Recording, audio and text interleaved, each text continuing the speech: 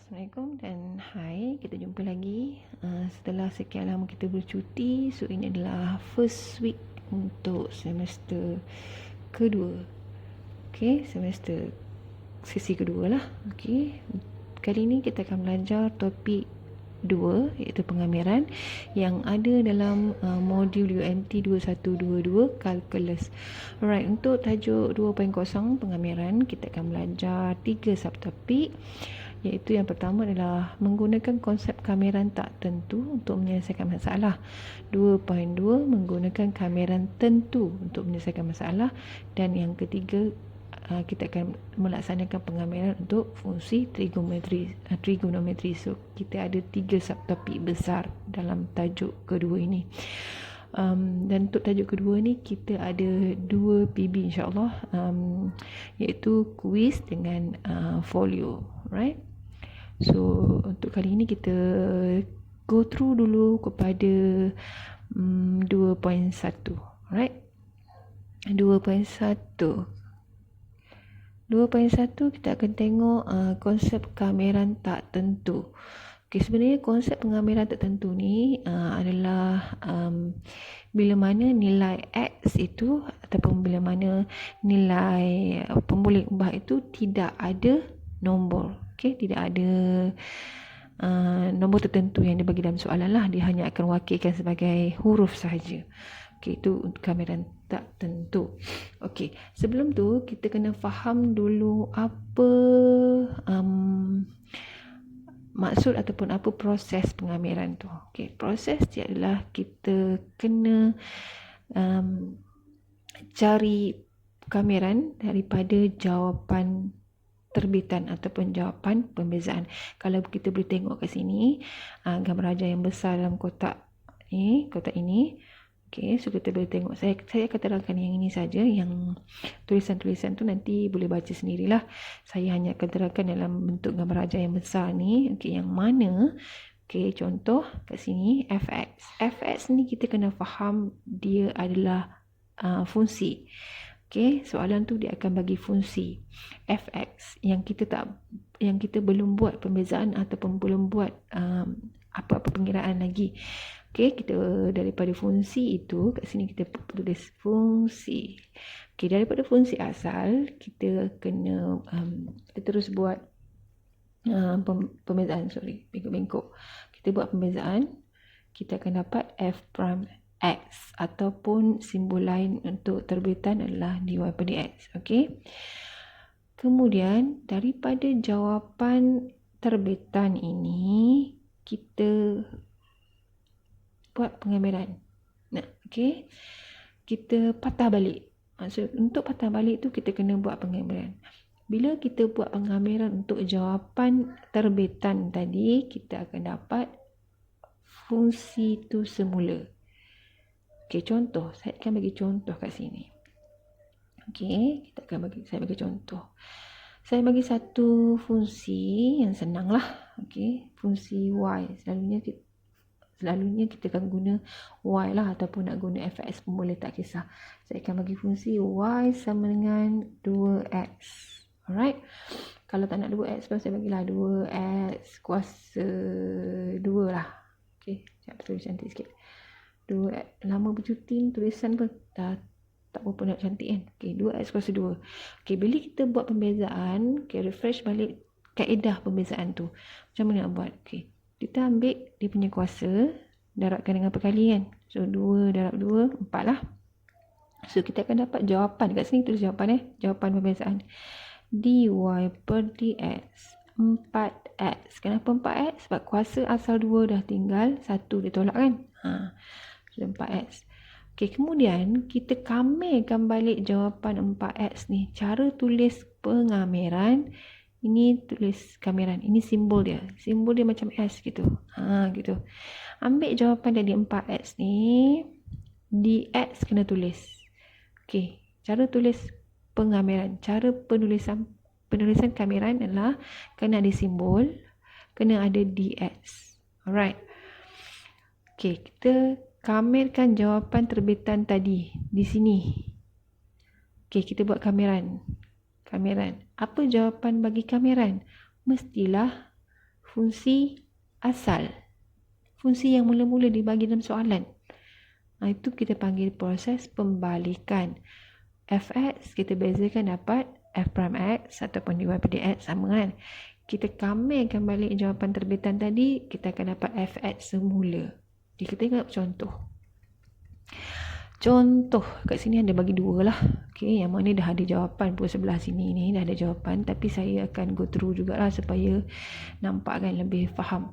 Alright, di sini diberi d per dx. Kena faham apa maksud d per dx. D per dx ini maksudnya adalah terbitan. D per dx ni maksudnya terbitan, pembezaan. Sama. X kuasa 3 tambah 5. Dia nak suruh kita bezakan X kuasa 3 tambah 5. So, kita fahamlah kat sini adalah sebenarnya fungsi. Fungsi asal X kuasa 3 tambah 5. Bila kita bezakan benda ni, alright, kita akan dapat ni sebagai dy per dx ataupun f prime x. Okay. So, soalan ni diminta cari simbol, tengok simbol dia. Cari kameran 3x kuasa 2 tolak, meraban pula. Tengok lain, baca lain kan. Cari kameran 3x kuasa 2 dx. Okey, kena ingat cara tulis kameran kena ada simbol dan kena ada dx. Alright, cari balik. Apa jawapan bagi kameran? Jawapannya fx, fungsi asal tu, fungsi awal dia. So jawapan dia adalah x kuasa 3 tambah 5. Sama kan? Okey. Soalan B. Soalan B, jika d per dx, x kuasa 3 tambah 5x tolak 1. Kena faham, ini adalah terbitan. Kita nak terbitkan fungsi asal ni.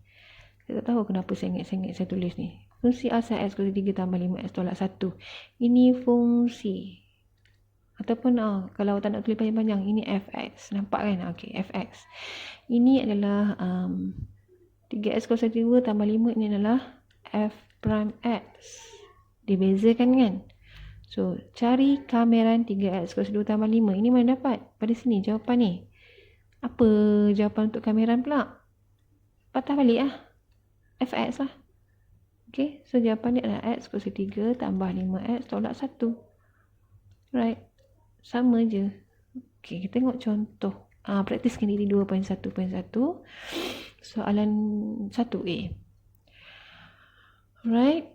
Okey, jika dy per dx sama dengan 4 dan y sama dengan 4x tambah 7, cari kameran 4dx. Alright, kena faham sikit lah soalan ni, dia pusing sikit. Dan berbanding daripada contoh tadi lain kan. Okey, yang ini dy per dx sama dengan 4 ni adalah jawapan dah. Ataupun tadi kalau dalam gambar rajah pembalikan tu f prime x yang ini. Okey. F prime x ataupun dy per dx sama. Yang ini y sama dengan 4x sama 7 ni adalah fx. Dia minta carikan kameran 4dx. Apa jawapan bagi kameran? Mestilah fx. Kan? Sebab kena ingat balik konsep tadi, d per dx kamer dia dapat ini. Kita kamer dapat fungsi. Kan? Tengok. Ni fx. Ini f prime x. Ini nak kamer. Kamer ni mana datang? Ni. Daripada jawapan terbitan. So, jawapan mestilah fx. Mana fx? 4x tambah 7. So, kena tahu yang mana adalah fx, yang mana f prime x. Okay, sebab jawapan kameran adalah fx. Dia proses membalikan. Okay, soalan B. Diberi d per dx, x kuasa 2 per x tambah 1 tolak 2. Sama dengan x kuasa 2 tambah 2x per x tambah 1 kuasa 2. Panjang ni kan? Cari x tambah 2 per x tambah 1 kuasa 2. Okey, nampak macam lain. Tengok. Ni lain kan? Okey, pembawah dia sama.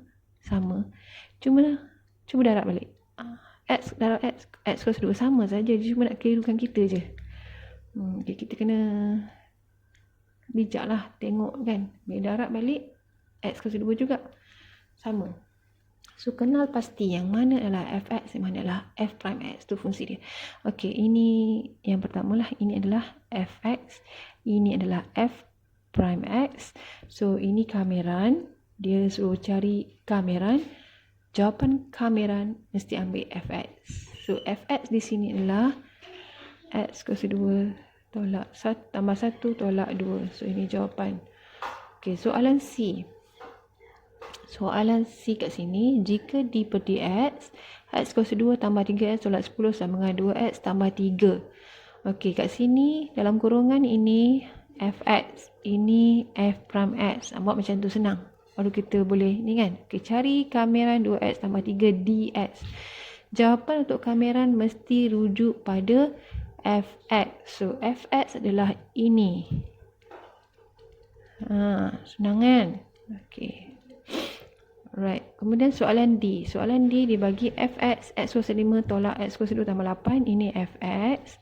Dia tak bagi f prime x kat sini. Tapi tak apa sebab dia minta kameran. Kameran bagi fx, dx tadi tu. Kita kena fokus pada fx saja. Apa fx je? Ini. So, tak payah nak buat pengiraan apa. Kita just ambil jawapan dalam soalan. Okey? Harap fahamlah. Nanti boleh tengok balik video ni. Kalau tak faham boleh tengok berulang-ulang kali. Okey, terima kasih.